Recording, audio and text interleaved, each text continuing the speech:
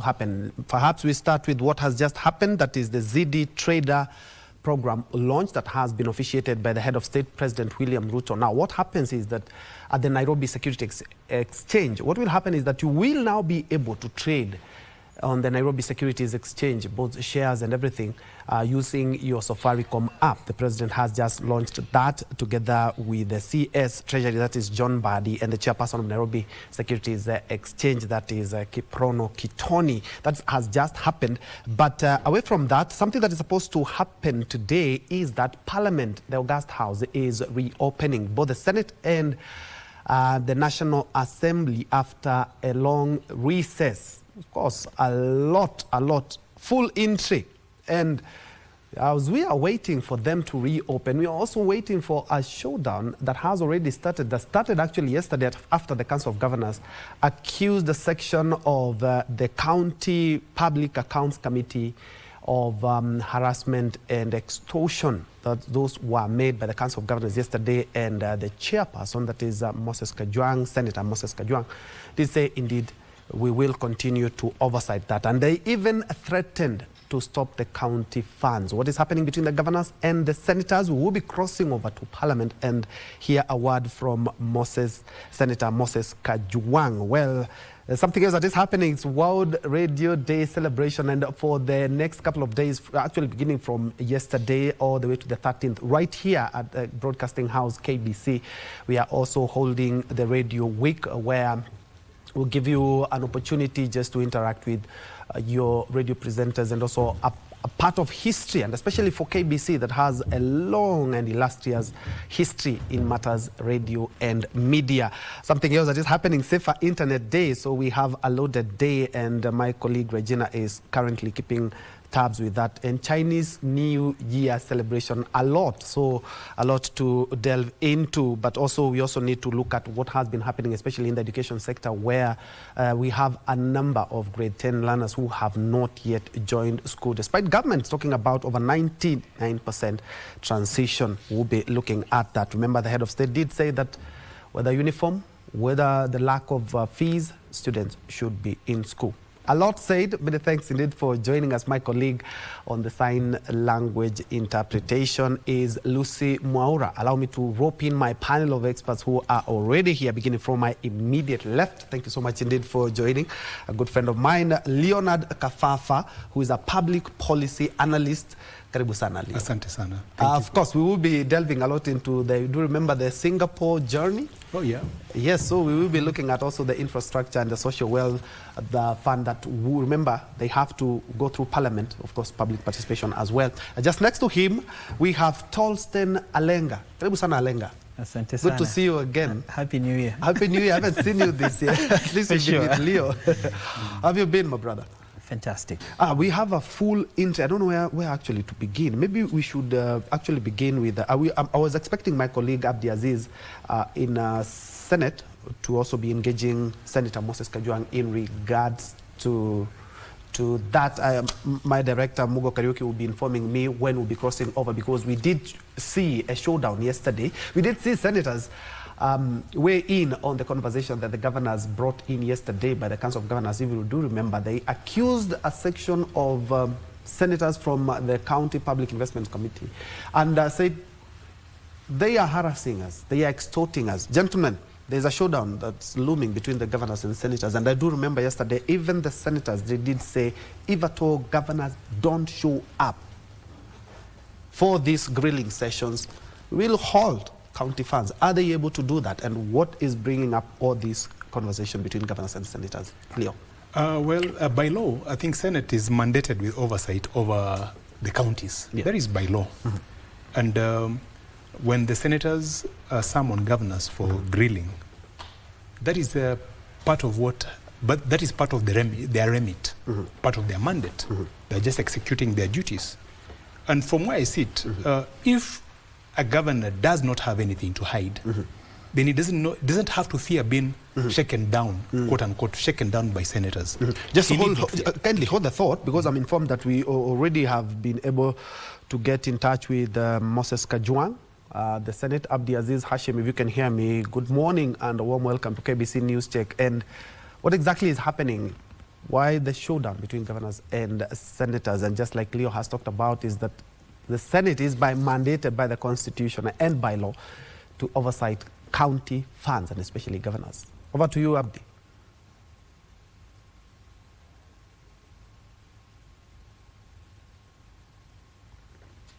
Well, Parliament resumes today. That means both the Senate and the National Assembly are coming for the final leg, given that it is an electioneering period. You do remember that next year, 2027, all the senators as well as members of the National Assembly will be going in for a general election. Now, specifically this year, 2026, when it started, the Senate County Public Accounts Committee, led by Senator Moses Kajwang, started off auditing some of the counties, especially counties on how they have used prudently or unprudently resources allocated to them by the Senate through the disbursement schedule. And of course, we have been having key findings through those particular audit queries. You saw what happened with Vihiga, as well as the issue of Embu County as well, and other counties when, of course, when it comes to non-payable matters in terms of spending those resources prudently. Now, joining us live from Bunge Towers is none other than the chair himself, that is Moses Kajwang. Senator, thank you for joining us this morning.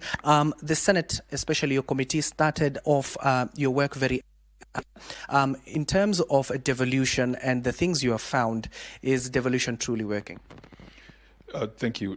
Devolution works by and large, but there are a few flaws in terms of financial mismanagement, in terms of governance issues in counties, and I think those are things that can be sorted. We wouldn't dismantle devolution because it has made a big difference in lives. It has brought services closer to people. There are a few counties where clearly see the impact of devolution, but there are still a few counties where the governors are doing bad things. And it is our duty as a Senate to highlight the bad things that are happening in those counties, and also to make recommendations that can lead to investigation and prosecution, or recommendations that can lead to administrative action to ensure that public funds are not lost. And when you started early this year, the senators, most of the governors, a number of them did not come. You had to issue summons, you had to threaten them that you will go to the floor of the House when the House resumes, that you'll have to curtail the resources because they're evading accountability. Why are they evading the Senate County Public Accounts Committee? The ones who are afraid are the ones who are doing monkey business in their counties. The ones who are doing the right thing have come before the Senate. Even this morning, I heard that the Council of Governors had said no governor would appear before the Senate. But this morning, the governor of Narok is appearing. I believe the governor of Kitui is appearing in another committee.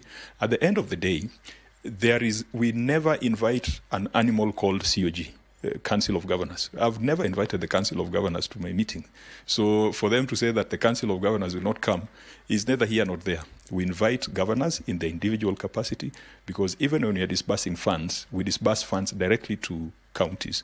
So the ones who have a problem with the Senate also have a problem with management of financial resources. And they have a problem with the people.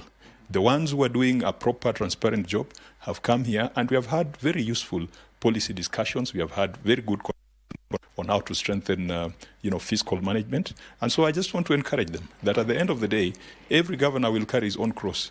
There will be no collective cross called the Council of Governors. Yeah. And also, Chair, in that particular statement you've just brought up about the Council of Governors, yesterday they mentioned you, they mentioned Sifuna, they mentioned Cherargei, some of your committee members, clearly stating that you are alleging, that is, you're intimidating, extorting, and doing all manner of things for them to gain political mileage. Is that true, Senator? I'm very proud of the team that I lead. I'm very confident of their integrity. And every other day, I'm very impressed with the level to which they are keen on ensuring that public resources are not lost. And if they have any allegations of extortion, harassment, there are proper channels through which those can be done. And we challenge them to use those channels. But otherwise, these are just sideshows. These are like small children who have not done their homework and trying to use all sorts of excuses not to deal with the teacher.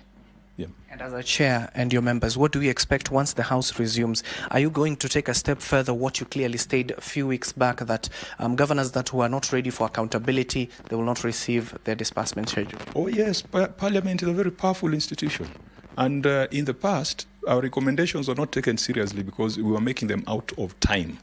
This time round, we are making recommendations within the constitutional timelines. And all agencies to whom matters will be referred will have an obligation, a constitutional obligation, to do what Parliament directs. And recommendations, if there are persistent material breaches of the Public Finance Management Act and procedures, we will tell the Treasury to stop transfer of funds to those counties. If some governors choose not to appear and choose to run away from accountability, we have a lot of tools through which we can ensure that we hold them to account. We'll be expecting the EACC, we'll be expecting the ODPP also to take action where investigations have been carried out, governors have been found to have misapplied public funds. We would expect action. Kenyans want conviction. Kenyans do not want stories. And this time round, since we are within the constitutional timelines, our recommendations are legally binding. They cannot be challenged in court.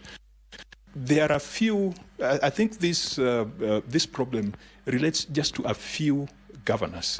By and large, the majority of governors have worked with the Senate very closely. In this parliament, we are going Kenya shillings to go behaviors of a few elements, because this money is not theirs. Sio pesa ya mama yao. This money is for the people.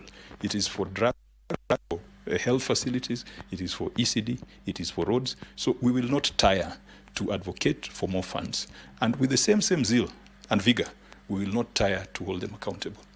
And then finally, a few weeks back, you also directed the to produce some of these governors who have been notorious of missing summons, invitations, they do not come. Are we likely to see the IG being called before the Senate to explain why he has not brought these governors? We have a scheduled meeting with the IG on Thursday, and so far he has confirmed attendance, and we'll discuss those matters. Asking the IG to produce a governor is nothing new. It stems from the Constitution, it stems from statute, and indeed the IG acknowledges that that power sits with Parliament. In the case of Samburu, he requested us to give him more time to find the governor. If he felt that we didn't, he would have said so. So we expect him to come on Thursday, and we also expect him to explain why he has not produced the governor, because if any other governor refuses to appear, the way a few of them have indicated they're not going to appear, not all of them, a few of them, then the IG will have to find them and produce them before the House. Yeah. Thank you so much, Senator. We need to let the Senator go, given that he'll be chairing a meeting here currently with Narok County, and we'll be covering that live as well. We'll be sharing them details with you in just a few. And you just heard it here first. The chair has clearly stated that the Inspector General of Police, that is Douglas Kanja, will be appearing before the committee itself.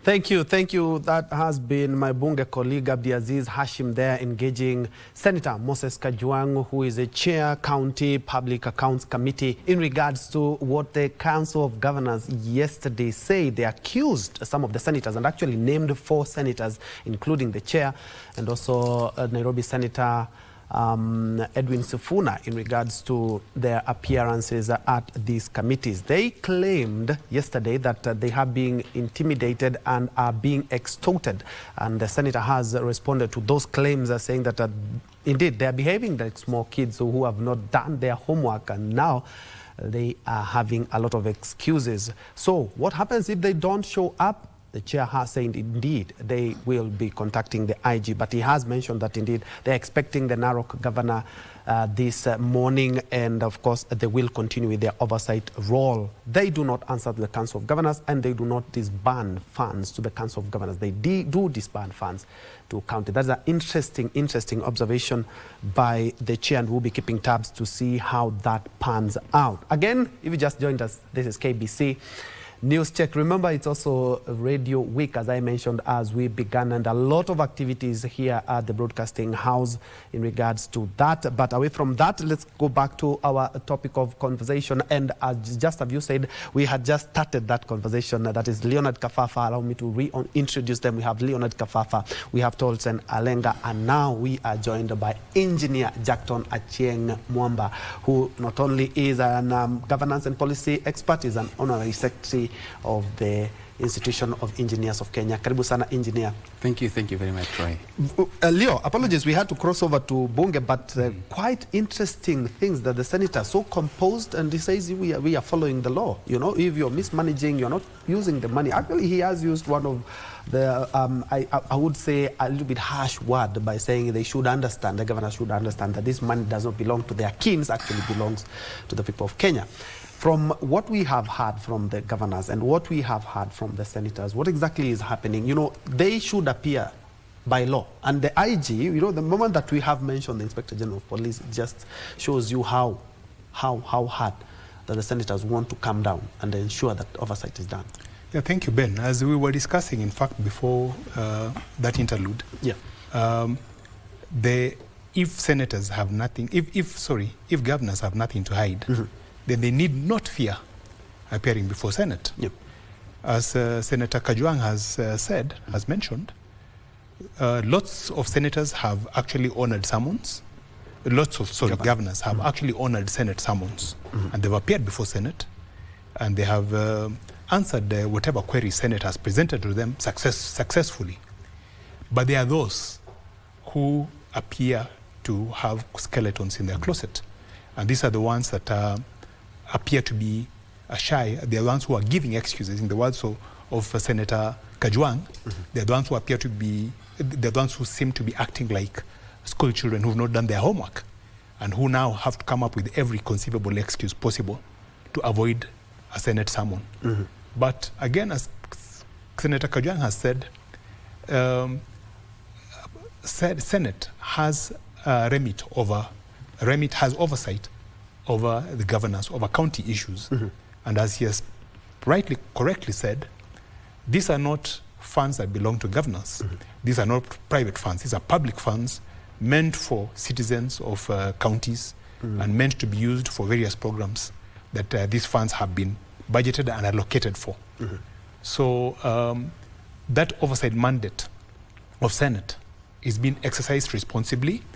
If there are claims, as some of these governors have alleged, of impropriety on account of some of the Senate committees, then there are proper channels to direct these complaints to.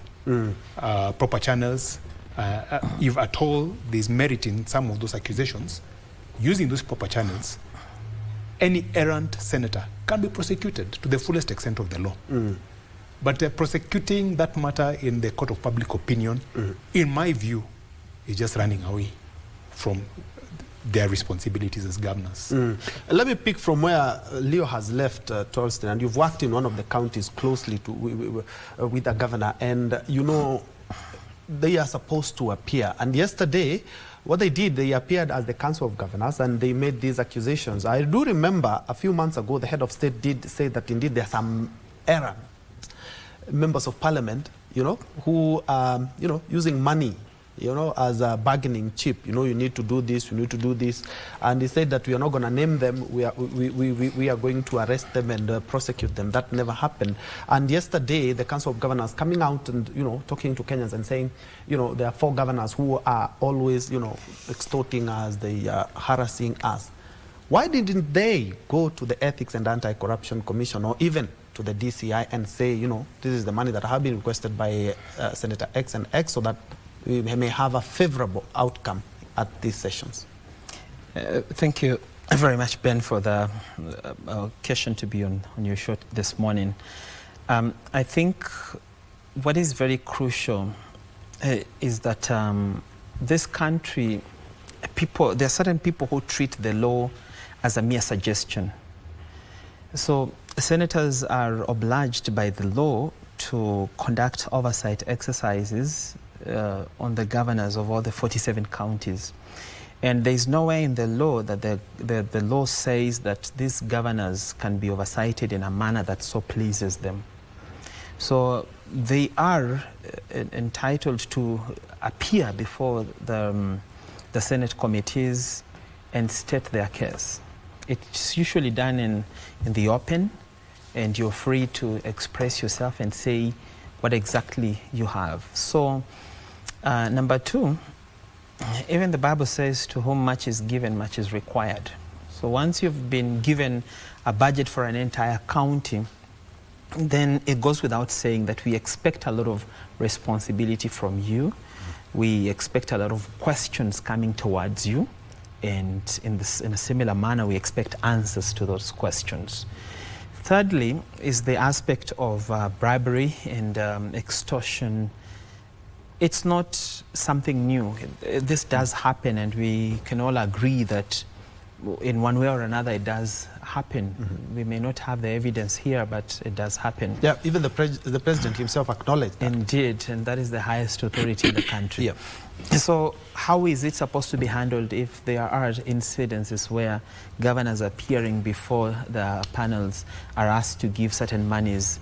So the first question we'd ask ourselves is, why are you asked to give money?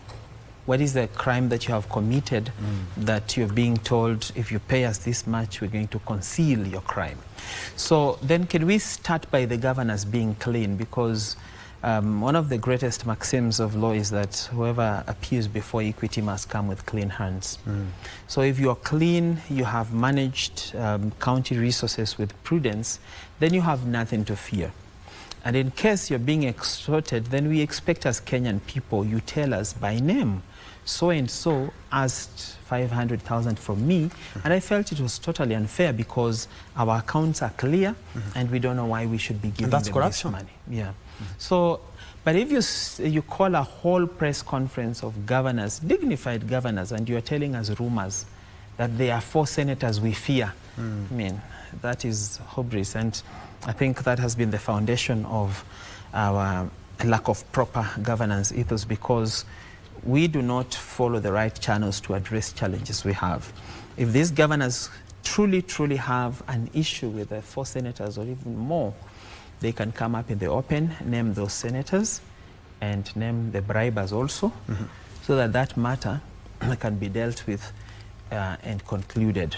Lastly, I think governors need to understand the reason why that aspect of appearing before Senate was put into the law. It was a mechanism to help in the development of governance.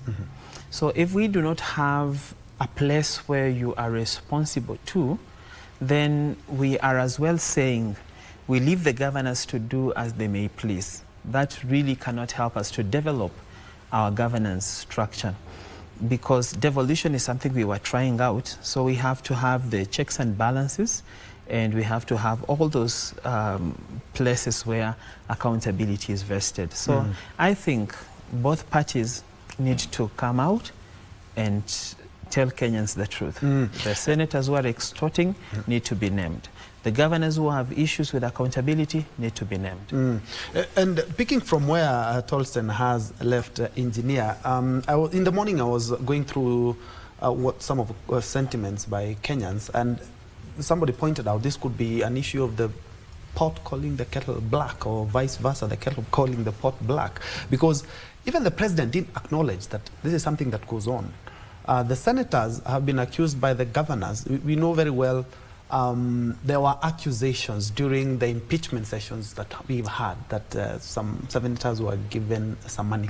We really need to come out clean as a country to know exactly what is happening. If at all money has been misappropriated, like we saw in the cases of Mandera, my home county of Embu, the county of, there's another county that, there were 5 million, even Wajir. The governor spent 5 million in a housewarming party for the speaker of the county. There's another one where they spent, is it 3.5 million to put up a Christmas tree? Yeah, a Christmas tree. We had the seedlings of 55 million in a place where we've never seen anything in that wake. I say that money, Tolson, we can use to maybe drill some borehole and water pumps. But engineer, this situation between governors and senators, I remember in 2021, we had a lot of cases on the division of revenue bill. We had cases, I covered the cases from the High Court to the Court of Appeal to the Supreme Court. And that is the last showdown that we had, a real showdown in regards to governors. The issues of corruption. Why should we go to the media to speak about corruption, yet there are agencies that are tasked with that? And even the president, the last time he said that we are not going to name them, we are going to arrest them, and of course nothing has happened so far. So I think we should lead by example, to the point that agencies that have been tasked to do something, the county public accounts have been given the mandate. Ethics and anti-corruption have been given the mandate. DCI have been given the mandate. But we are always on social media, and the media, we are always there to highlight this. Thank you, Troy. And I do apologize, I came late, but we are here. And to the colleagues, I think it's good to hear that we have started the year again, and having this kind of conversation. Usually, I look at the noise around such issues as good work, because from the aspect where people sit together to, to work as a team, or to correct each other, or to oversight each other, and you find smooth sail, it tells you both parties could be, engaging in some unfair deals. But when you see noise of this particular nature, it tells you one party could be doing their right mandate. And I look at the work being done by the Senate as good work, and I want to applaud them for their good work that they are doing, that they are actually pointing out issues that are coming from the county governments. You realize that, when they are looking for funds and allocations and the percentages that needs to be given to them, then there is so much lobbying that goes into it.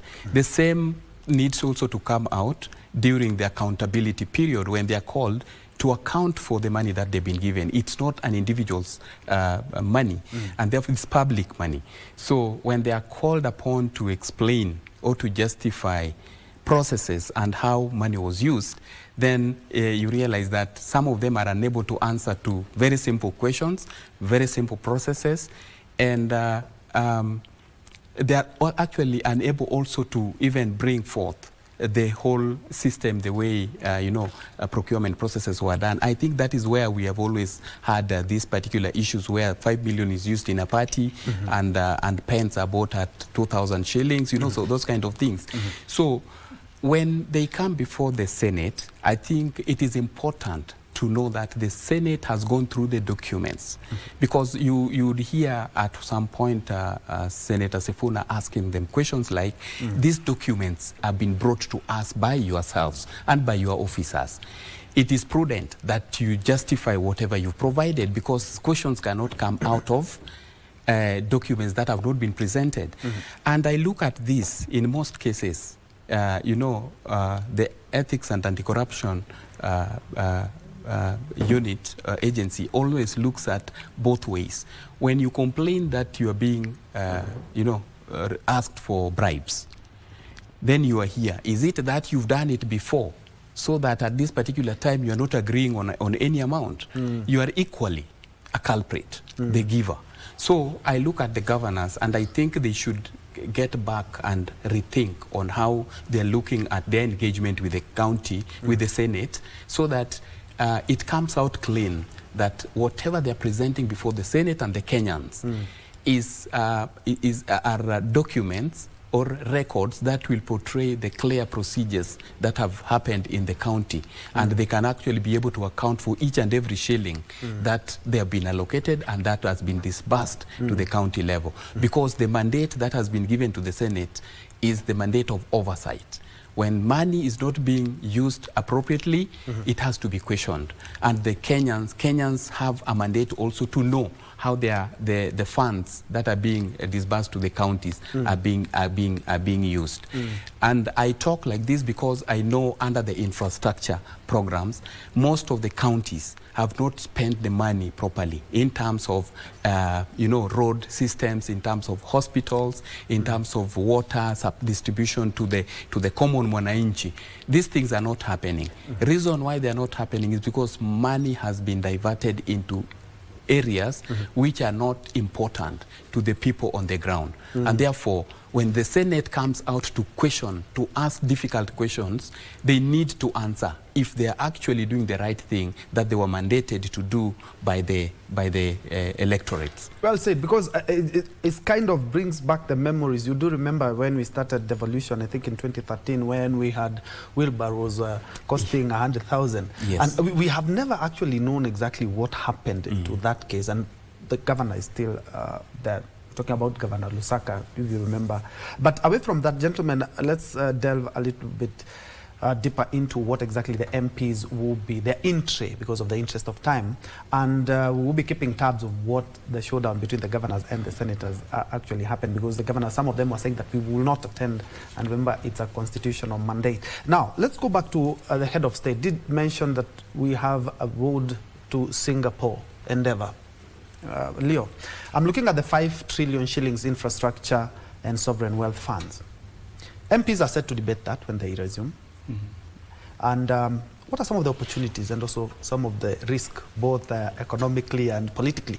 Why I'm saying about politically, when you tell Kenyans that we need to do A, B, C, D, it might rub you the wrong way politically if you're a political leader. So we are looking at the road to Singapore that will be actualized, according to the president, by the 5 trillion shillings infrastructure and sovereign wealth funds. What are some of the opportunities and risks, both economically and politically as well? Thank you, Ben. I think it's a step in the right direction because when you look at countries that have progressed and have taken care of their citizenry, many of these countries have sovereign wealth funds. I mean, you look at Kuwait, who have a sovereign wealth fund, and a lot of other countries where when you have national resources, you channel them into this fund for the betterment of the people. They become an investment arm of the country for the betterment of the people. So for me, it's a step in the right direction. Particularly when you consider that the fact that the country has some assets that are now reaching maturity. For instance, Safaricom is a national asset, yes, and it has gotten to maturity. And the best way now to take care of it, or the best way to get the most out of it, is to divest the government's shareholding in Safaricom and to put that money in either that infrastructure fund or the sovereign wealth fund. And for me, one of the rationale that I see about the infrastructure fund and that impresses me is the fact that as a country, our focus now is in public-private partnerships. And a lot of these public-private partnerships need some seed capital from the government as a measure of seriousness of the government in investment.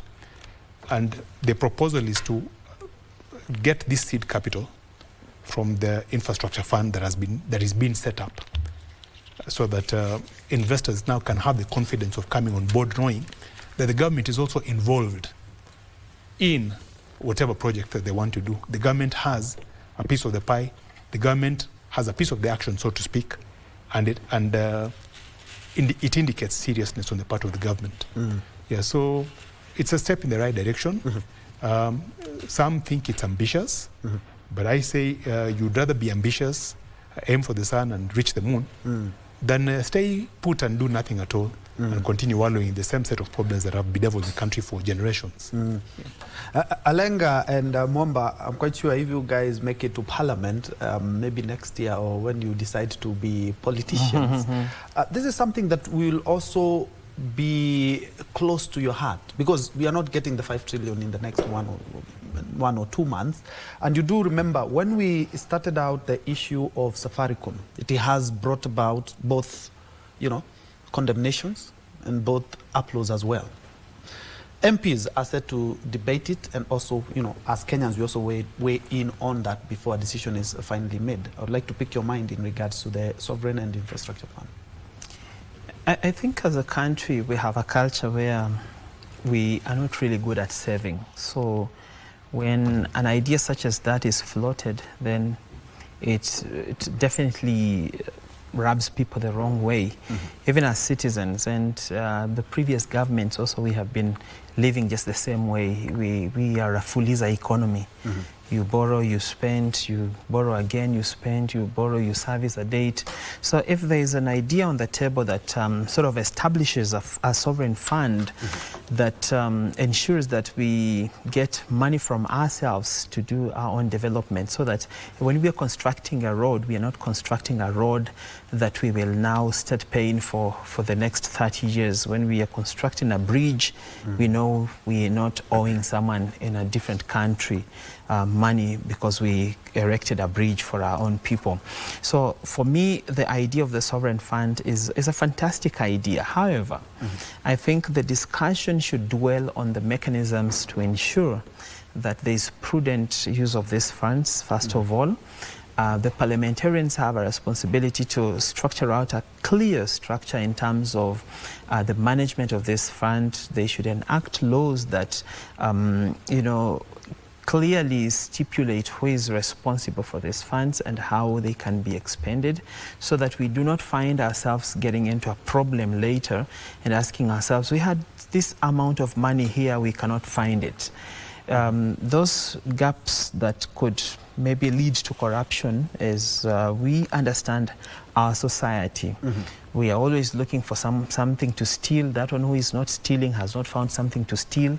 And so we are not really people of integrity. So we need to secure that integrity gap with the parliamentarians rising up.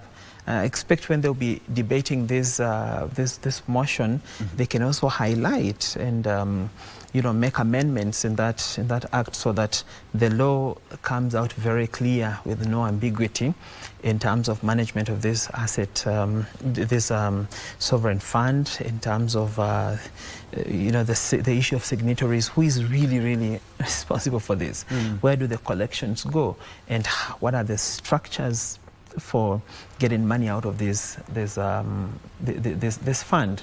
So if those ones are sorted, I do not think there's a problem with us having a sovereign fund that relieves us from our dependence on foreign markets for lending. I think that's a good step in the right direction. But more importantly, it's this sovereign fund discussion brings out another serious discussion on the issues of the road to Singapore. The road to Singapore is not going to be an easy road. It's going to be a road full of sacrifices, hard decisions. And as you know, our society, we turn over every decision that comes on the table. We litigate every aspect of our living. So it's imperative for the ruling party or those who are in power today to make these structures very clear, so that Kenyans understand and they onboard the train, so that Kenyans do not bring questions later and these questions now act as a stumbling block in terms of realizing that vision that we have. So that road requires a lot of serious decision making. It requires a lot of public awareness and sensitization.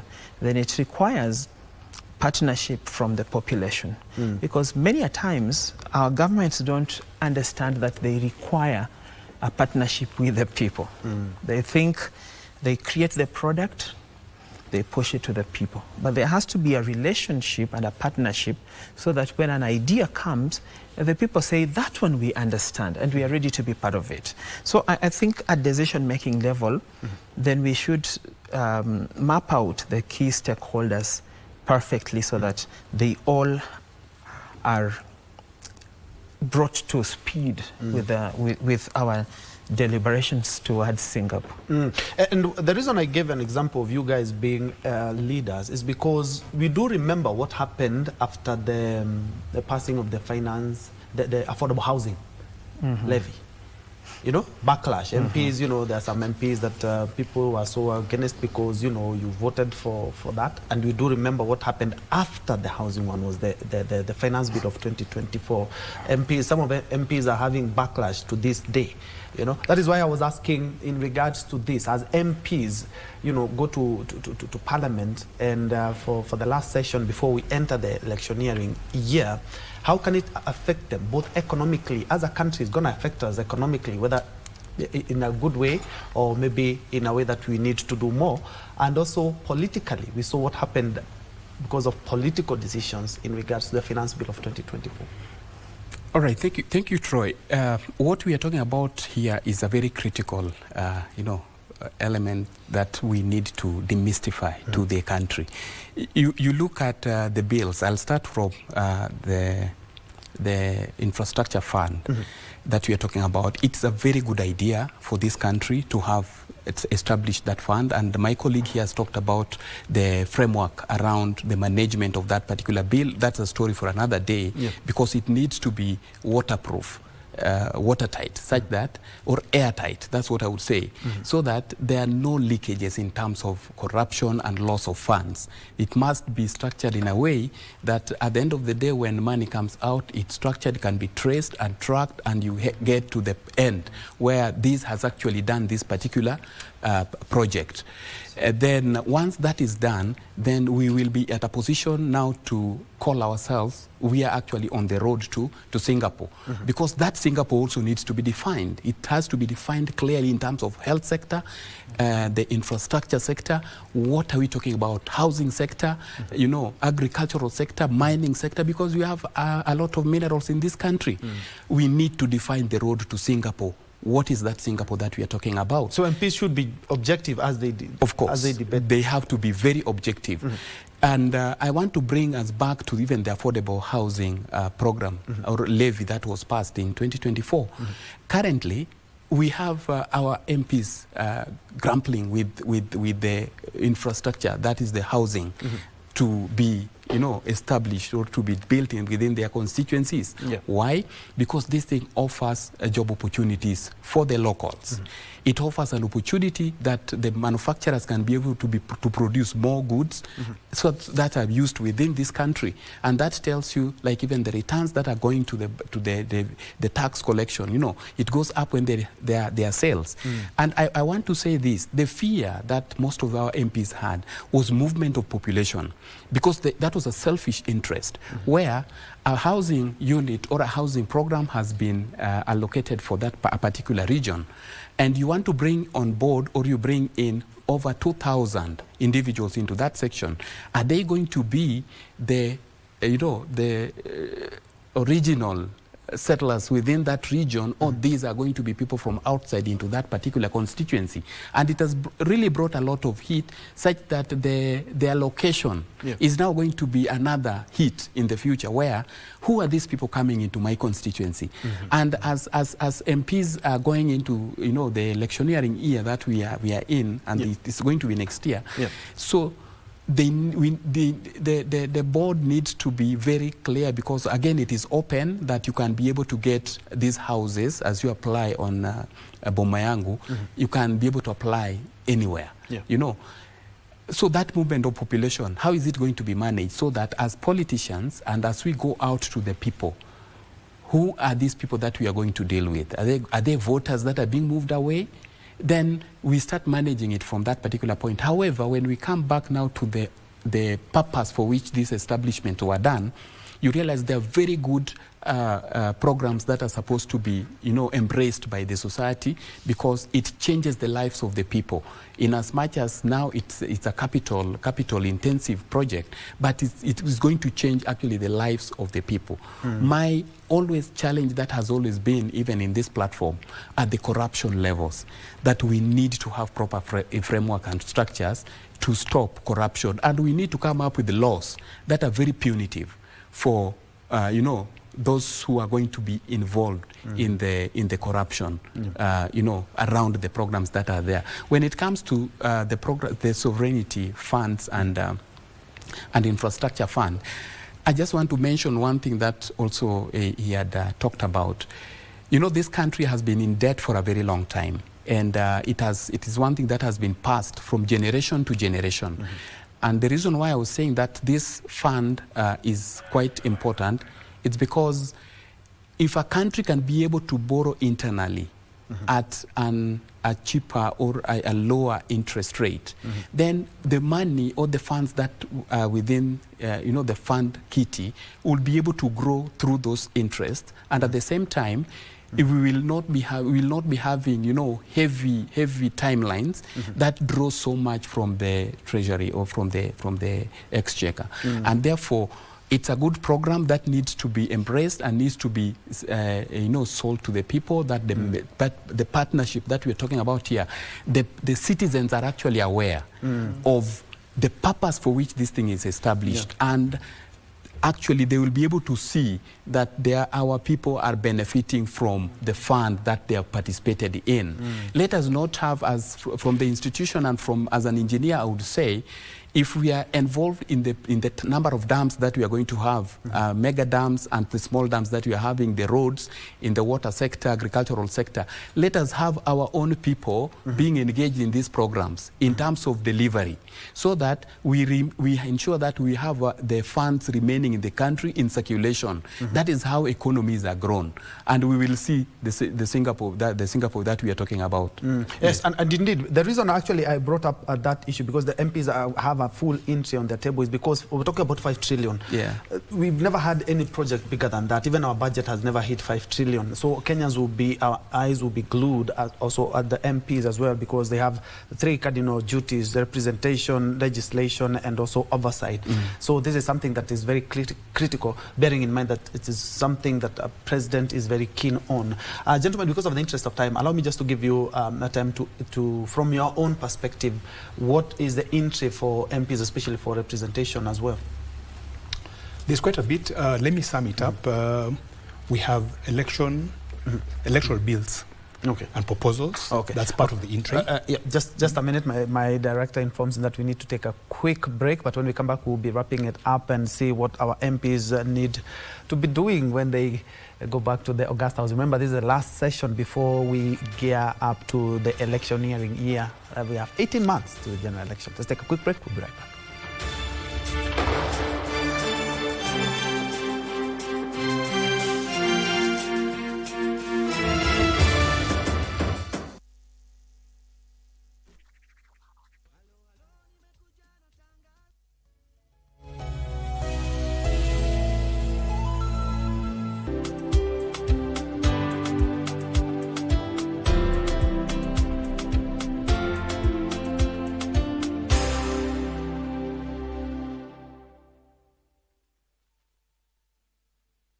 Welcome back to Semana Spokes, Bonga Nagava. Semana Spokes is your platform to query the government, get answers, and understand what is being done in your country and across the nation. It's your time to ask, participate, and be informed. Don't miss Bonga Nagava every Tuesday at 8 p.m. live on KBC Channel 1.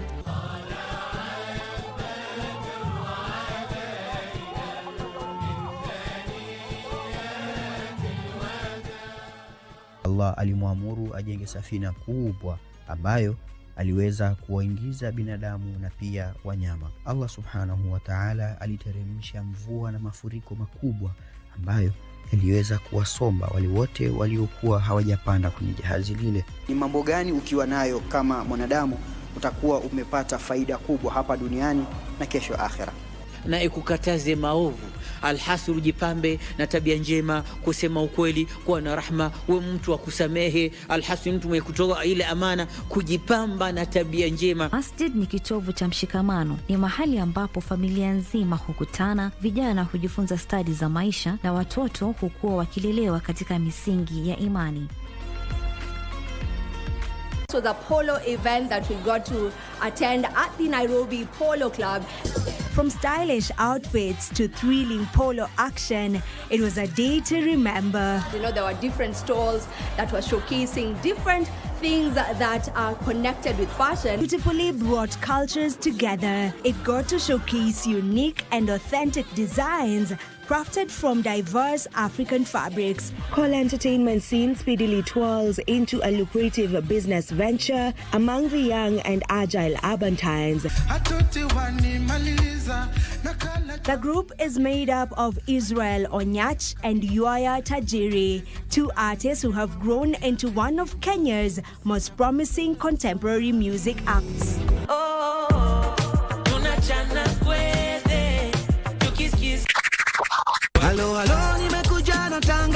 hapo tu. Bra bra bra staki kusikia. This is how we do, yeah. Chill, lay back, straight stand, yeah, we do it like that.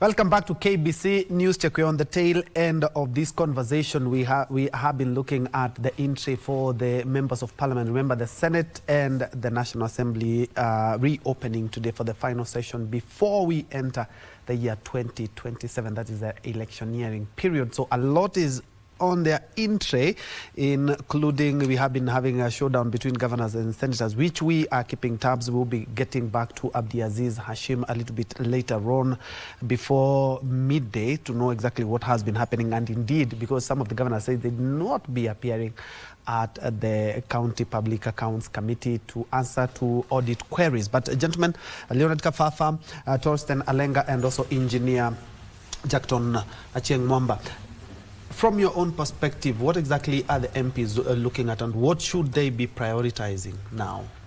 Yeah, there are a number of things. Actually, their in-tray is full. The first, of course, is the electoral bills and proposals. Yes. To do with elections, like election offences, Amendment Bill of 2024. The election, there's one that is sponsored by Senate, actually, itself. Then there are political parties amendment bills, basically to imbue a sense of internal democracy within political parties. Then, of course, there are constitutional amendment proposals as well, in terms of limits for elected officials to prevent this aspect of dynasties, occupying certain political positions for ages on end. And then, of course, we have the two-thirds gender principle that needs to be enacted in law properly, as in need this clarity that needs to be put around that so that it is effected. And possibly by increasing the number of nominated seats, nominated MPs. Then there's a whole lot, IEBC reconstitution amendment, which has to deal with the new selection panel for commissioners, so that we don't have crises like we've had in the past. So those are some of those things. Of course, there is the budget, starting with the budget policy statement, which has to be debated, and which has to be by law presented before Parliament by the 15th of February every year. Then from that, from budget policy statement, we have other aspects of the budget, like a division of revenue bill, which talks about the division of revenue between counties and the national government.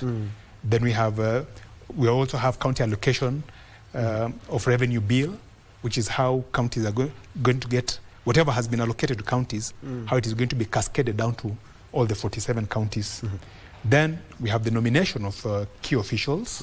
Of course, I think the one that is very visible is the vetting of the nomination of Ida Odinga for her UNEP role as Kenya's permanent representative to the UN. Now, these are all important, but I think there are other crucial aspects that the president may want to, or rather the parliament may want to focus on because of the president's agenda. For example, the building of the new airport, which the president has alluded to. He says construction of a new airport should start in 2026.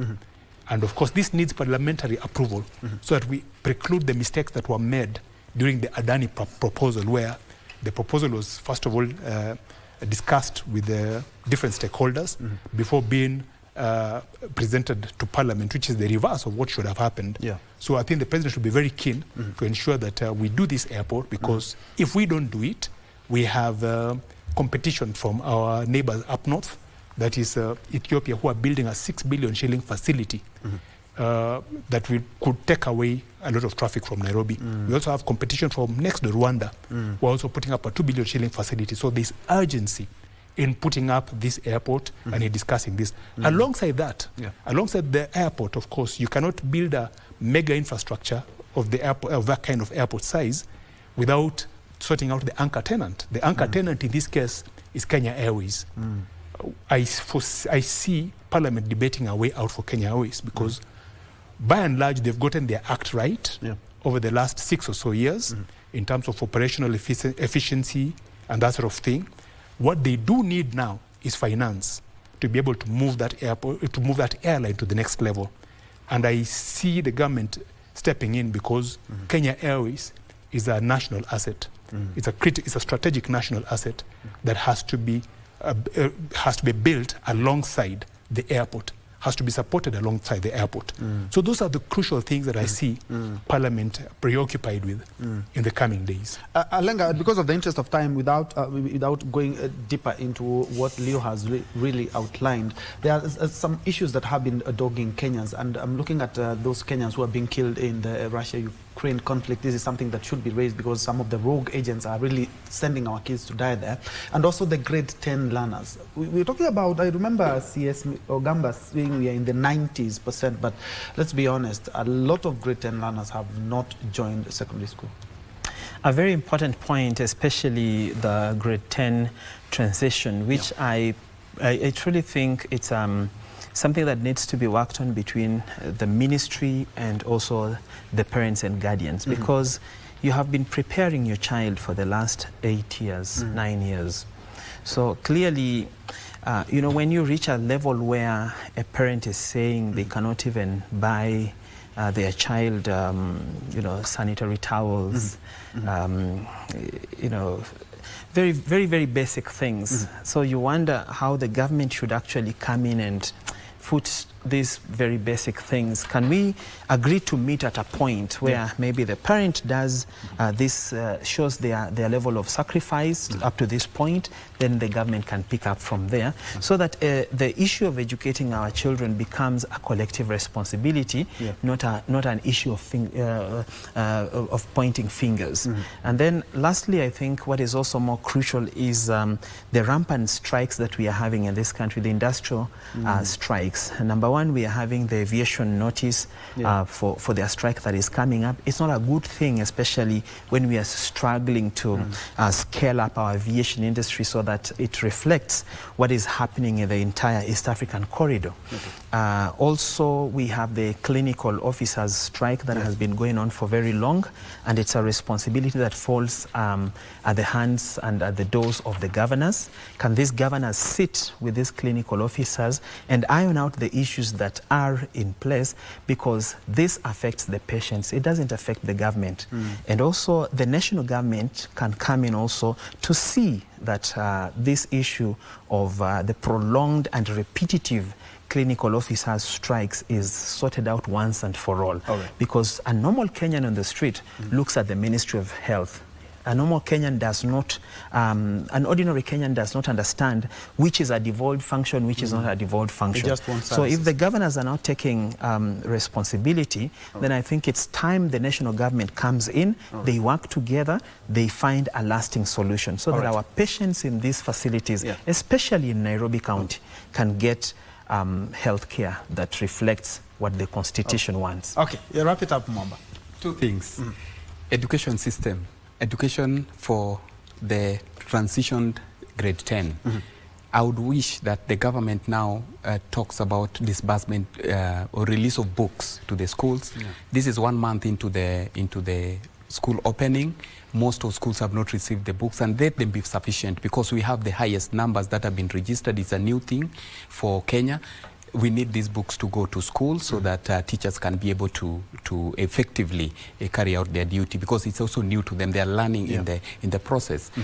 In terms of agriculture, we know the weather condition has been bad, and I don't know how, is the government really ready for any, an eventuality that may be able to come due to the dry spell that has been there. I know the rains, they are projected rains, but are the crops ready?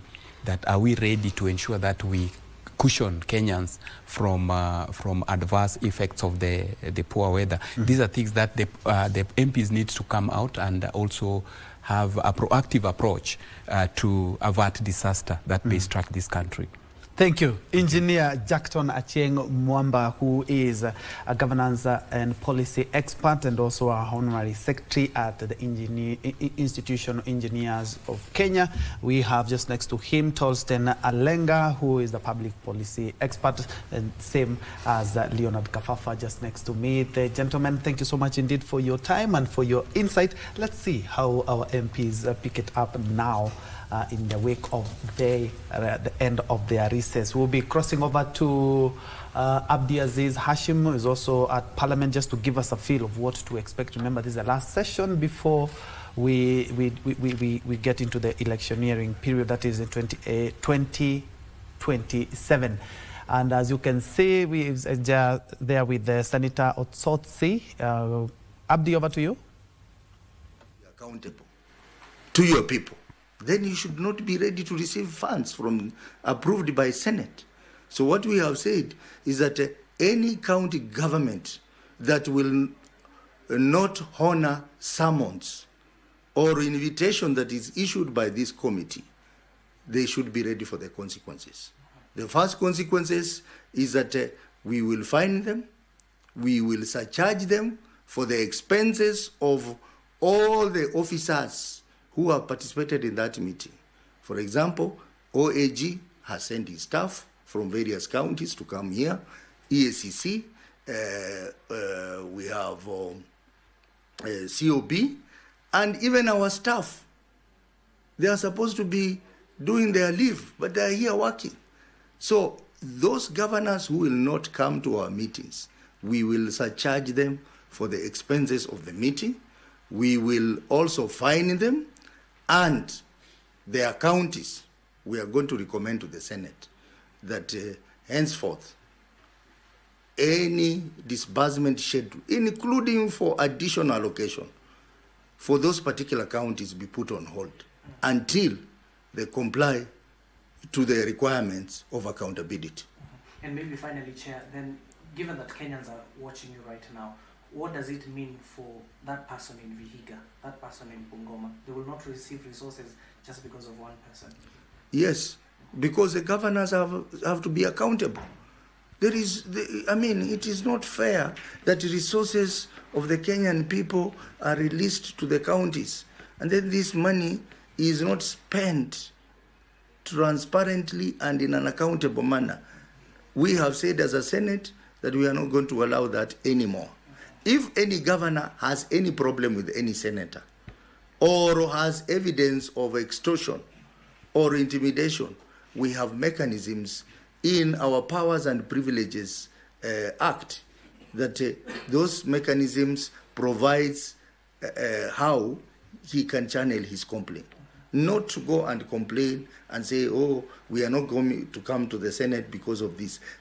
Oversight is a constitutional requirement, and therefore those governors who will not come to my committee, they should be ready to face the consequences. I'm happy that this morning the governor of Kitui is here. He has refused to heed the directives of COG because they understand the importance of accountability to the counties. I have seen the governor of Narok is appearing before Park Committee. So the governors who decided to take the route that has been taken by the chair of COG, that is their own problem. And in any case, the chair of COG has been giving us problems. And yet we hear that he wants to become a senator in 2027. How will he become a senator when he's scandalizing Senate? When he's talking all manner of bad things about Senate? How is he going to interrogate governors when he becomes a senator?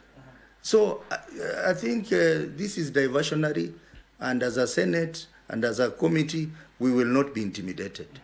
We know that this is a plan to try and intimidate Senate from performing its role, and we will not be intimidated. We will perform our role. Okay, Chair. Given that, finally, I need to let you go because we will be leading that mkutano ya Kitui. Talking about the recommendations that you clearly took yesterday, even CPAC took the same recommendations. Is it something we're going to expect on the floor of the House today or in the weeks to come? Well, we are going to have a meeting with the chair of PAC to decide on a common front. But as you are aware, we are now currently doing sittings. We are doing our reports, and in those reports, we will make some very specific recommendations, particularly for the counties that will not appear before us. One, we will adapt the reports as they are.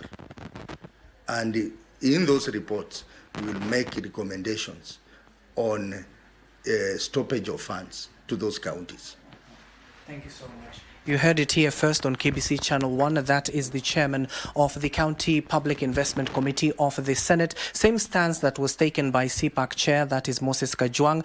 You've heard the chair clearly stating they will come together with the CPAC chair to bring a report or recommendation before the Senate when it comes to counties that are not adhering to the set guidelines. We can confirm to you Narok County is currently appearing before CPAC, and in CPIC, where His Excellency Ososi will be leading in CPIC, it will be Kitui County.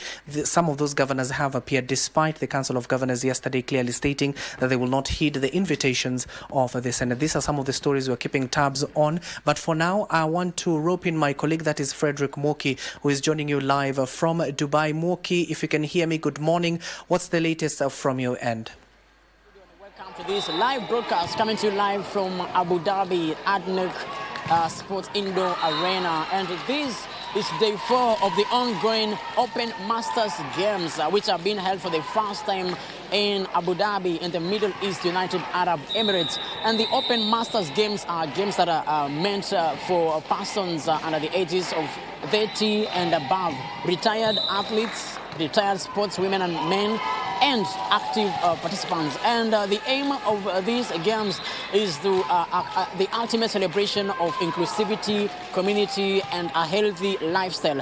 And right now behind me is the ongoing match is a volleyball match between 2 teams from Russia, which are for the at the ages of 45 and above.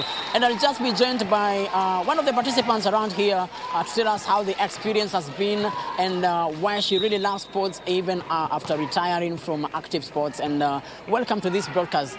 Maybe just begin by introducing yourself first. Tell us your name and your general comment about the Open Masters Games. So look at the cameras. So, my name is Svetlana. I'm from Russia, and I'm a volleyball player. I have been playing volleyball many years, but this is my first experience of so huge competition, international competition. It's a very good organization, many type of sports, and this is only positive. All positive is here. Today we won 3rd place with my team Diamonds. And now we support our friends from St. Petersburg, team 45.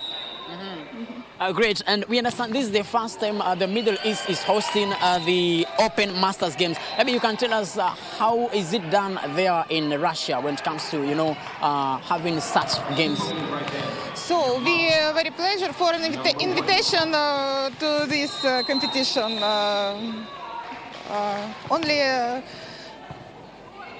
I don't know what I say.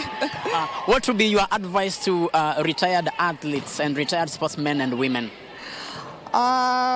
Advice: be positive, be sports, be healthy. Yes. Great. Thank you so much. Thank you very much. Thank you. That has been one of the participants here from Team Russia who is taking part in these Open Masters Games. Just to remind you that these games are not meant to be a competitive like sports, but rather it is aimed to celebrate inclusivity, community, and a healthy lifestyle. And earlier I had the opportunity to interview the president of some of the international associations from the world. And the client on call that was made is urging African nations and all federations, sporting federations from all over the world to initiate programs that are geared towards supporting retired athletes and ensuring that, we promote a healthy lifestyle between the retired athletes. And of course, this being the inaugural edition of the Open Masters Games Abu Dhabi, 90 countries are represented here in this edition. And the main aim, of course, is to, promote inclusivity and a healthy lifestyle. Right now, what is ongoing, we have different matches that are lined up. This is the volleyball that you can see now behind on your screens right now. It is a volleyball match between teams from Russia, and the age category is 45 plus, and this is St. Petersburg and Yamal. This being the aim of the Open Masters Games is to promote physical activity, healthy lifestyles, and social connection among adults, while showcasing Abu Dhabi's capabilities as a global sports hub. And also the games are aimed to support national priorities across different key pillars, including health, society, economy, sport, and legacy. And again, this event seeks to inspire long-term community programs, sustained participation in sports, and create enduring social benefits.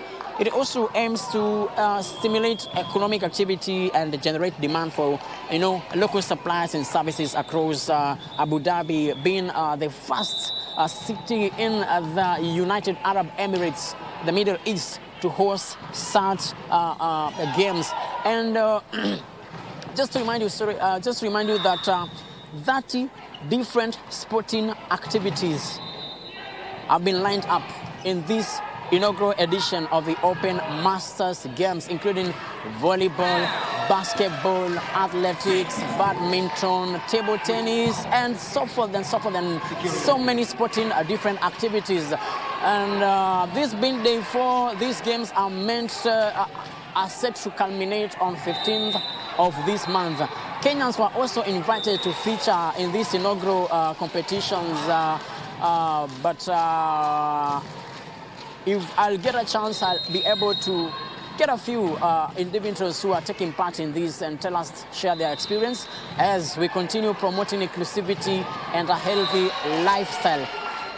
We'll keep you to tabs with what will be happening later on. I'll take you back to Ben and Njue in studio. That has been my colleague Frederick Mwoki, live from Abu Dhabi, where we are having the Open Masters game that is for ages 30 plus. And the reason for this game, as he has informed us, is inclusivity, better health, and also a chance for interaction, interviewing one of the competitors from Russia, remembering that since Russia invaded Ukraine in 2023, a number of games have been stopped. And other than that, it's also a good way of, continuing your talents, especially in football and basketball. You cannot play competitively past 30, 40, or even 50, but he'll be giving us a more detailed report in regards to that. But on the second hour, we are switching gears to matters congenital heart diseases, where this week will be, actually the Congenital Heart Diseases Awareness Week. So the burden here in the country, I'm actually trying to, try to dissect this, and a lot is happening. Every year, thousands of children are born with a heart defect, and many are undetected, untreated, and even many too poor to access life-changing or life-saving care. It's not a rare condition. It's a silent crisis, because looking at mostly conditions that involve the heart, even when you go to not only medical covers and also the costs especially, and also the expertise when you talk about third world countries. But Kenya, we are doing, how are we doing? Are we doing well? Are we above average? That is a discussion that we will be having this morning. And allow me just to introduce my panelists. We'll be looking at Congenital Heart Condition Awareness Week, which drags all the way this week.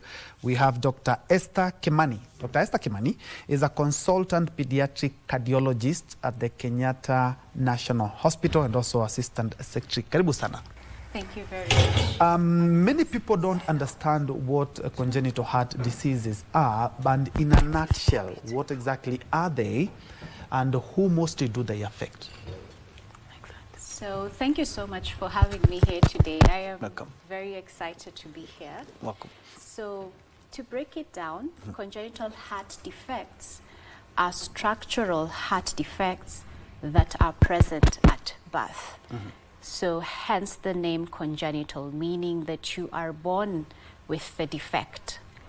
And these defects are structural. So remember, the heart is like a pump, and the pump has chambers. It has 4 chambers, 2 upper chambers, 2 lower chambers. It also has walls, it has valves, and it has pipes, okay? So when you think of congenital heart defect, any of this can be affected. So it can either affect the chamber sizes, it can affect the valves. The valves are like the doors. So some doors might form, other doors might not form. It can also affect the walls, okay? So you can have abnormal communication between chambers that, you know, is not supposed to be there. And finally, you can have the pipes or the great vessels that arise from the heart being affected. So it's a structural condition, structural defects of the heart that are present at birth. So that's what we call congenital heart defects. How common are they in the country? That's a great question. So we do not have the exact numbers, to be very frank with you. However, we do have estimates. We do know that 8 to 12 per 1,000 live births, you know, any of us 8 to 12 per 1,000 babies who are born every year will have a congenital heart defect.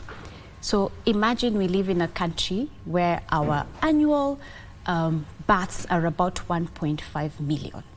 So 8 to 12 per 1,000 of this 1.5 million births will have an abnormality of the heart. And that roughly translates to 12 to 18,000 children are born every year with an abnormality of their hearts. Just to add on to that, other rough estimates of persons living with CHD, it's estimated in Kenya about 150 to 300,000 people are living with congenital heart defects. So it's a relatively common condition. Yeah. And we'll be telling us exactly even how the diagnosis and the treatment for, you know, we talk about a young child is more sensitive than when we talk about an adult. But also allow me to also introduce Eileen Maswai, who is a caregiver and a mother to a child who has suffered from this heart condition. Karibu sana to the program. Thank you very much for having me. First things first, when and how did you realize that your child has a serious heart condition? My son was diagnosed a little bit after birth when he was 8 months old, and it has been a journey because when he was diagnosed, it was a little bit late with the kind of condition that he had for an intervention. Because which were the first telltale signs that you really need to go see a doctor? Actually, for him, what happened was he used to have like a kind of like asthmatic attack, like a a tight chest, and then he used to sweat a lot when breastfeeding. So initially, they used to treat him for asthma, actually, for a closed chest. So the first 3 months, he got that treatment for just like asthmatic attack. Then another 4 months, he still got the same because he got the same attack. And then when he was 8 months, that's when he got like a very serious closed chest, and then now his SPOs were not going down. I mean, his oxygen levels were not going down. And so he was admitted for a couple of days, and still he was on oxygen, but his oxygen levels were not going down. So they decided to do a little bit more tests to find out exactly what the problem is with him. So they sent him for an X-ray, and then the X-ray came back with an enlarged heart. Then the cardiologist came in to see him, and she advised that we now go and see another doctor to do now the echo, and so that we know exactly what the problem could be with him, because by that time they were even checking his chest. They said that it can't just be a hole in the heart, there's something extra with his heart. So we were sent to a hospital in the city. We got to see a very good professor in cardiology who did his echo. She did the first echo. She got the diagnosis. Then she couldn't also believe it, by the way. So she did a second echo. On the same day, she did a second echo, and then she was like, yeah, this is what it is. So the child needs urgent intervention for him to be able to live a comfortable life. And she actually advised us. I remember that visit, she said that for your child's condition, you need to have money. That's what she said, you need to have money. And so she prepared us even in terms of what to expect during surgical procedures. She said they were never going to be easy. But of course, we believe in God as well, and we have to seek so that in case of anything, we say we did our best to find for him treatment. That's a long journey, because he's a teenager now. Yes. You'll be telling us all about that journey, and especially as in my monologue, I did talk about the costs, and especially for third world countries, and Kenya as a developing country, really astronomical. But Doc, I'm looking at congenital heart diseases. Are they preventable? Are they genetic, or both? And here in Kenya, which are the most prevalent CHDs that we have? So thank you for the question.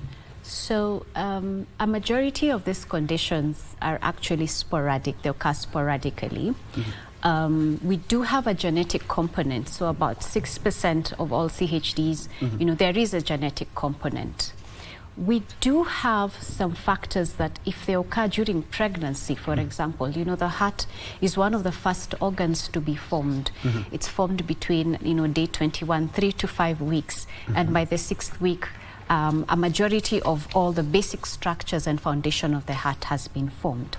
So if you have some of these issues interfering with formation of the heart at that very early stage, then you can have a higher risk of developing a congenital heart defect. We do know that there's some things such as alcohol intake in pregnancy. Not to say that all mothers who take alcohol will have that, but it affects. Diabetes during pregnancy has been shown to affect cardiac formation.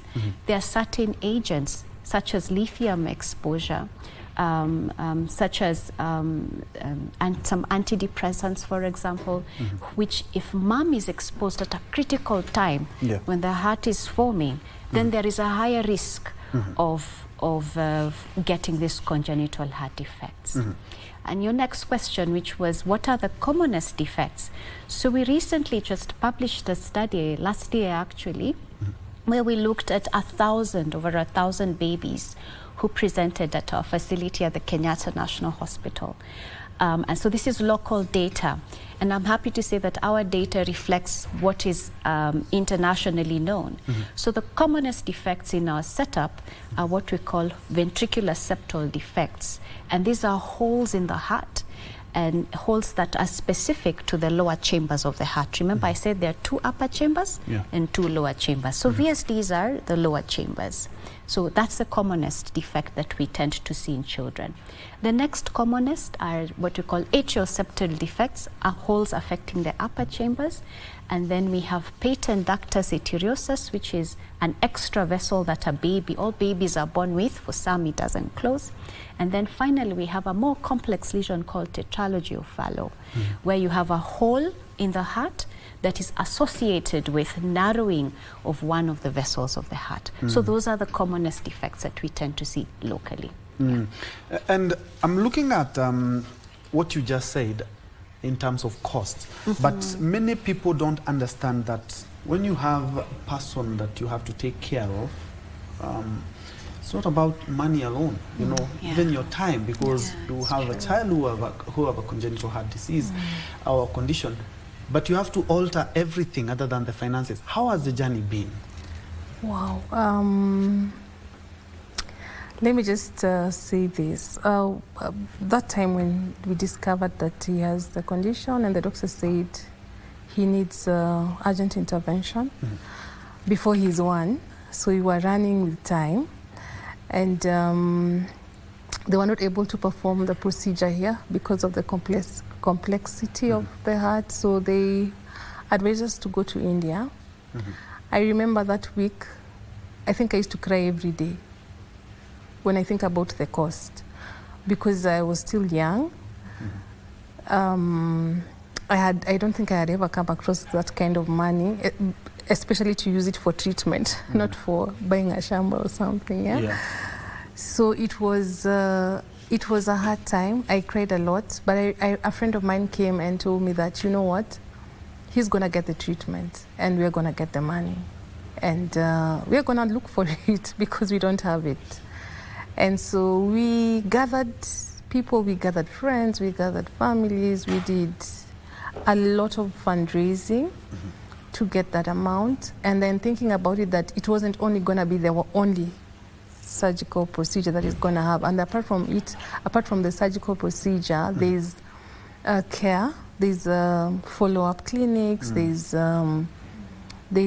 medication.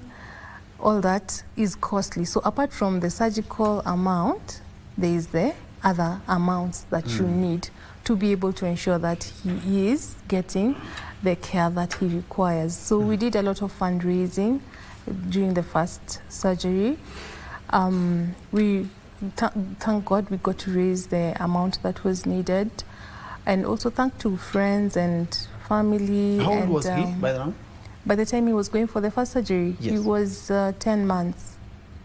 10 months? Yes, he was 10 months. He went into his first surgery when he was 10 months. Wow. And he couldn't even sit at that particular, he couldn't sit on his own or hold on to something to stand. He couldn't do that. And it couldn't have been done here. You had to travel all the way to India. Yes. Maybe, Doc, you can answer that question because, you know, I'm looking at Nathaniel's mother here, Eileen, and you've been told that your kid who is 10 months old cannot be treated here in the country. Not only have you to look for money for surgery, but you also have to look for money for upkeep and also after surgery for the meds. And he's still taking meds right now, right? Why haven't we had an opportunity that all these things could be done here? Yeah. And especially Kenyatta, because we all look at Kenyatta as our life savior. Yeah, I know, Mama Nathaniel, I know that was, that is an incredible journey. Yeah. And to answer your question, I think over the last decade, a lot has happened and a lot is happening locally. So what Nathaniel had is a complex congenital heart defect, hence the reason why he had to go abroad. In terms of our capacity to manage conditions here, I think as a country we are doing relatively well. In fact, if you look at the larger East African region, I think we are leading in terms of diagnostics and in terms of interventional work, and trailing a bit on the surgical aspects, okay? So we are able to correct the simpler lesions, all right? So the holes in the heart will correct. The valves that are stenosed will correct. We're able to ligate some of those abnormal vessels locally. The challenge comes in when a child has a more complicated or complex lesion that requires a bit more advanced diagnostics and surgical intervention, and that is when then we would send these babies out. So when you're thinking of congenital heart defects, there are two ways that you can correct them. So you can either go the interventional cardiology route, which is minimally invasive. And by that we mean that we are able to correct this lesion using catheters and wires. We access the heart using the big vessels of the leg, and we're able to put devices, and we're able to open valves minimally invasively. Okay. Without opening the chest cavity? Without opening the chest cavity. As we speak at KNH, there's a procedure going on right now as we speak, a minimally invasive procedure where we're going to close a defect in the heart. Okay, one of the few centers that does this. So that's interventional cardiology aspect, and then we have the open heart surgery aspect, where the surgeon literally has to crack open the chest, access the heart, and then repair whatever lesion that he then finds. So in terms of interventional work, I think we're doing well as a country. Yeah. I think we are able to do pretty much 80% of what interventional work that is necessary for babies. The surgical aspect, one of the greatest challenges is late presentation. And maybe that's what I would mention, is that congenital heart defects, interventions are time-bound. You mean detection here in Kenya, at least sometimes it's a little bit on the late side? Late side. Yeah. One of the studies that was published in 2023, a Kenyan study, showed that 60% of children present late. By late presentation, we mean they present beyond the age of 1 year. 60%. So only 40% will present early enough. All right. So what happens if you present late and you had a lesion that should have been repaired early? You know, you present at, for example, 18 months, and you had a hole that should have been repaired at 3-4 months, is that you already have developed complications.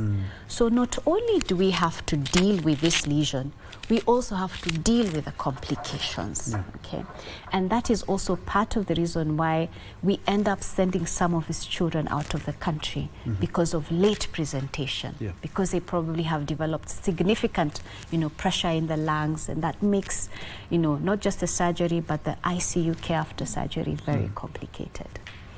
That maybe I would mention in terms of cost, congenital heart defect management, either be it interventional in cath lab or be it surgical, it is resource intensive, both locally and abroad. It's a very resource intensive, unfortunately, a resource intensive condition to have. And it is even more resource intensive if you're a late presenter, for example. Okay. So in terms of costs, locally, the insurance, you would need to have insurance, of course. SHA does help to cater for some of these conditions in public facilities. But certainly many times the patient has to add something. Okay, and if they are going abroad, of course, then the cost is even astronomical for many families. Back to you, Mama Nathaniel. I'm looking at your life changed for, let's say, for the better and for the worse as well, because looking at, you are looking at the bill and, wondering where all this money, you have to travel with a child that is less than a year, has to be operated on in India. And the journey has been, for lack of a better word, has been challenging. How has Nathaniel taken it? Because now he's a teenager, he's about 13. How has he? Nathaniel, by God's grace, is those children that we call fighters. That's what we call him. He's really a warrior. He's fought it with every being of him. Because I remember even the first surgery, which was done now when he was 10 months, thereabout. It was tough, it was bad. We almost lost him there. The ICU stay was very long. They had to change a few things of how they normally do the surgical procedure. They had to do it differently. he also stayed in theatre for quite a long time. And when he's had these open hearts, his theatre stay is usually not anything less than 10 hours. Yes, yeah. So he has fought it. He has fought it himself. He has the will. He has the will to move on, to fight it, to do whatever that he needs to do, because even some of the things that we are advised that he should not do, or he should do them with a bit of caution, he does. He does, and he doesn't like, actually one of the things that he doesn't like is being treated differently. And the reason I'm asking is because, he grew up into this condition. Yes. Because we're talking about months. Yeah. Now he's a teenager. Yes. So he grew up and, realized that I have this and had to make adjustment and live with them. Which are some of these adjustments. And discover, actually, because when the first surgery was done when he was, of course, 10, 11 months. Then we went back when he was about 5 years. But they were not able to do the intervention because of pulmonary pressures. And then we came back, and now he was really cyanosed. He was even more cyanosed. His oxygen levels used to be very kidogo, but he kind of survived it. So when we went for the third surgery, or the fontan closure, which now was advised as a matter of urgency, because of how his health was deteriorating, and they had to come up with an intervention. They had to find a way of just making him okay. So when we went for this surgery, he was about 7, So he could, he could have some kind of understanding, and you could see even the fear that he had while he was going for this surgery, especially when he was going for this surgery when he was 7. That morning, as we were preparing for him to go into theatre, he really cried. He really shed tears. I was like, what? You get afraid. Connie, what are you sensing? You want to stop it, because again, it was that surgery that you're told, this one, it's God. Yeah, he made as in, let's just take the chance. Yeah. So he was aware, and even when he was in ICU, he was aware that he's there when he woke up, and he's looking at himself, and he can see the knees, and he can see all the pipes were draining and what, and he'd ask, what is this for? What is that for? And he'd try to get feedback from the doctors. He's a very inquisitive boy. So he learned to grow with it. He has asked me very tough questions that sometimes I can't answer. Like he'd ask, why do I have to go through this? Why was I the only one? Because now in the family, both from my side and the father's side, he's the only one who has a congenital. So he asks, why am I the only one who has? Why doesn't other people have? Why did God make me like this? You have to answer such kind of questions. Sometimes he's just down, especially now that he's going into adolescent, teenagehood. He's just down. He has changes. He gets unwell sometimes abruptly, like you're not expecting. He goes to bed okay, and then in the morning he's not well. Like, what happened in between, So he can get even blackouts, like almost dizzy. There's a time he got into that kind of, I call it an attack or something. So he got dizzy, and I think his oxygen levels dropped, and I think it was an arrhythmia. So he was really in distress, like it's like he was almost giving up, He just sat on the couch and was like, Mom, this is too much, because he had like that year was like that. It was just shaky. Everything was just not working out for him. That was 2024. So he sat down, he cried, he asked me, Mom, why do I have to always feel like this? Why do I have to go through this? I told him, you know what? Even if you have to go through it, God has given you that strength, because He couldn't give you something that you can't handle. And apart from that, when you need to see a doctor, you usually do. When you need medication, you have it. So you have to fight it. And there's a reason why God gave you, maybe, for you to be able to, and the reason why He's kept you until now is for you to be able to encourage others who are going through the same, maybe they've just started the journey, who are going through this similar issue, to just encourage them. You understand? And wherever God will take you, He knows best. Yeah. So what's some of the adjustment that he had to make? Because, you know, from, you know, he has to go to school, he has to do normal, you know, behave like a normal child. In school, the teachers, we told them his condition, so they were aware of it. And we also told him them the activities that he cannot do. So they were aware of it. That's when he was a little bit tiny. But now, for himself, he's aware, actually. Even when he plays, even when he runs, even when he laughs, because sometimes he says when he laughs too much, he loses he loses breath. So he is aware, so he will retreat. Even when he's playing soccer, like now, you know, boys playing soccer. When he's playing soccer, he'll retreat. He doesn't involve himself in fights or physical activities, and we tell him, and the doctor tells him also, when you go to see the cardiologist, she'll be able to remind him, you know, you're not supposed to do this, that. So the school has adjusted. I'm glad that they have taken him up with the condition, and they have nurtured him until now where he is. Him himself, he has also learned to adjust with the condition, and even the taking of medication. He takes medication every day, which he has done from way back when he was little.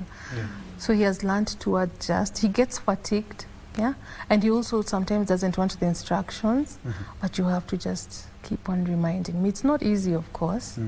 There's an emotional, there's a psychological aspect of it, even for us, because we've also had to adjust. There's a lot that comes with it, but with time you learn to live in that space. With time it becomes your new normal, for lack of a better word. Doc, I'm quite sure you identify with what Mama Nathan is talking about, and there's something you raised, excuse me, there's something you raised which is very, very crucial in terms of awareness, and we are celebrating the Awareness Week. You know, a lot of people don't even know. And some, you know, until when the child is so sick, you take to, you know, you're told from one doctor to another, and then you discover this is the issue. These are some of the things that can be detected a little bit earlier on, and mothers also made aware of this condition. Yes, absolutely. So early awareness or early diagnosis is very key, and there are a few things that parents can watch out for. So a baby, just as Mama Nathaniel said, a baby who sweats a lot during breastfeeding, for example, that's a sign of fatigue or easy fatigability. And as early as weeks old, you know, this is something that a parent can pick up. A baby who is what we call cyanosed, you know, they have blue lips, they have blue fingers, they have blue toes, that's abnormal. That's a baby who needs to be investigated. A baby who's not gaining weight, you go to the clinic and the weight is faltering, that's a child who ideally should be screened for a congenital heart defect. If there is a family history of a sibling or a parent who's had a congenital heart defect, then that child should also be investigated for a congenital heart defect. But overall, you know, when you take these babies, especially the younger infants, for clinic reviews, many of our primary healthcare workers, they are able to pick up these abnormal heart sounds. And once the abnormal heart sound is picked up, a few investigations will be ordered, and eventually most of these children will find their way to a cardiologist's office. However, picking up those simple, subtle signs, you know, sweating during breastfeeding, interrupted breastfeeding, poor weight gain, some babies even have swelling of the eyes and the legs, blue lips, a baby who's not gaining weight, you know, all these are simple signs that can alert a parent that there is a likelihood that your child has a congenital heart defect. And I want to say that even when the diagnosis is made, it's not a death sentence. A majority of these defects, over 95% of them, there is a solution. There is an intervention that can be done. And a majority of these children are able to live relatively normal lives just like their peers. All right. Yeah. Mama Nathaniel, as we wind up, what would you like to tell, some of the parents watching now, and they have also gone through the same thing that you are going, or are grappling with the same issue as you have?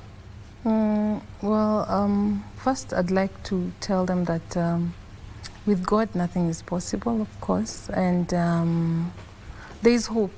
There's hope. There's hope for interventions. There's hope even for funds for those who are going through maybe looking for funds. And as Dr. said, nowadays there are some interventions that are done locally at KNH, and we have SHA that caters for that. So yeah, there's hope, and these children are gonna grow, and we are hoping to create more awareness actually, because a lot of people don't know about CHD, and so as the secretary also said that inajulikana late, but with creating awareness and with people coming to this understanding, then they might be able to get early detection, and this might not cause a lot of loss.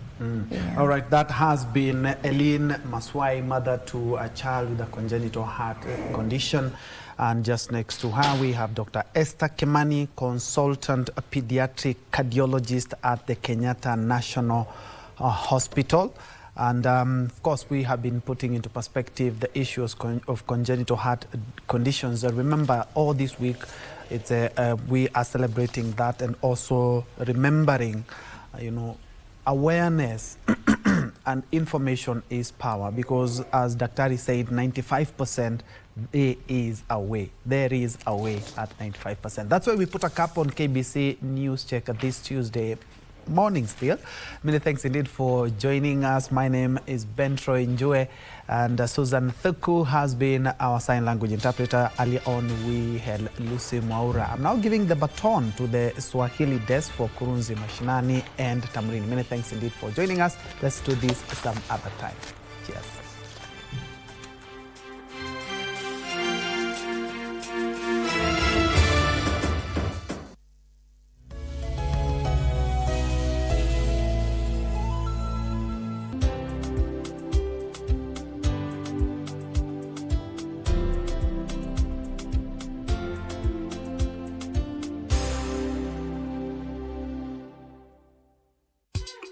Tunatambulika kwa mandhari yetu ya kuvutia, tamaduni zetu, ukarimu wetu, vyakula vyetu, uchapakazi, na pia kwa sauti tofauti za watangazaji wetu waliobobea. Libengo liko hapa aka upcoming sponsor.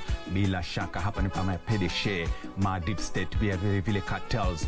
Tunaenzi talanta za pwani, tunakuza talanta za hapa kwetu nyumbani. Tell a friend to tell a friend. Tuko mjengoni kama kawa na wanangu wengine wawili.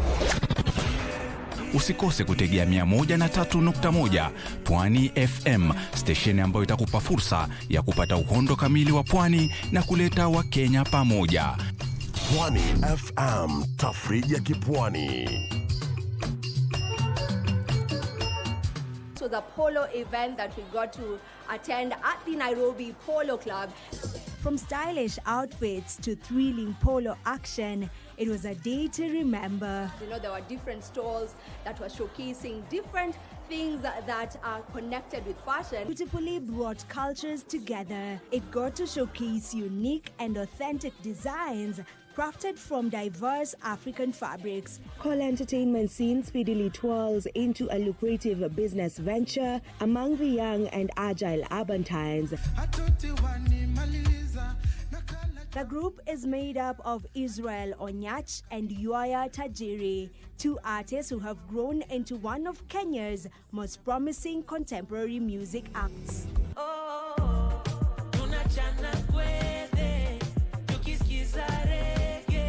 Wengine watasema ni kuna nimwambie kuhusu nia yangu ya kuingia kwa siasa. Amekuwa akinipigia. Ukitaka kura za mama wa kanisa, lazima umshike Pastor Joel. Mbona umerudia pombe tena? Kwa hivyo napaswa nikuambie pia nikikunywa.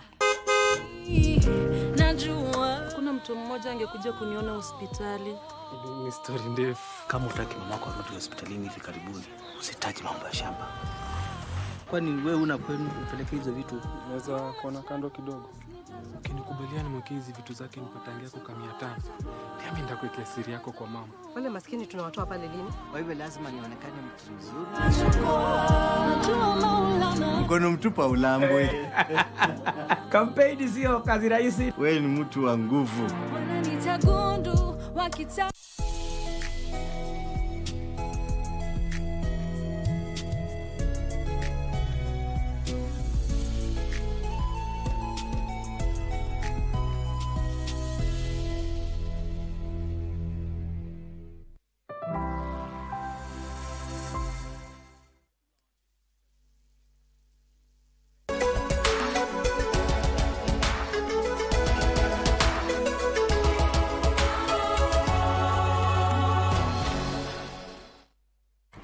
Na mtazamaji, je, ulifahamu kwamba kila mwaka tarehe 11 mwezi wa pili huwa tunashirikia wanawake na sayansi?